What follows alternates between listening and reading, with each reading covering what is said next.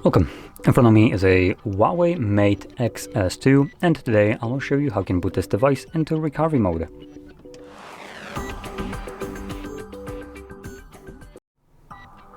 So to get started, you want to hold your power button.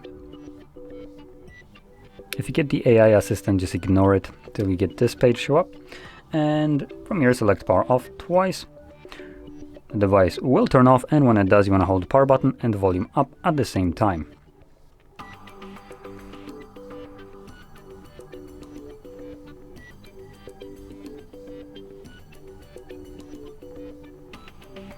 Now you can let go of the power button when you see the HUAWEI logo.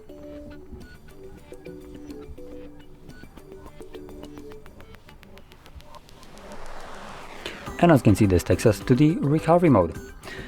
In here, you can just simply click on each one of these options that you want to interact with. We have a restart, which takes us back to I'd say Android, but I'm not sure if that's even Android. Clear data, update mode, and save mode. Now under clear data, we have wipe cache partition and factory reset. And that's about it. So I'm gonna select restart. And like I mentioned, this will just reboot the device back into the normal operating system, or Harmony OS, or whatever it's here.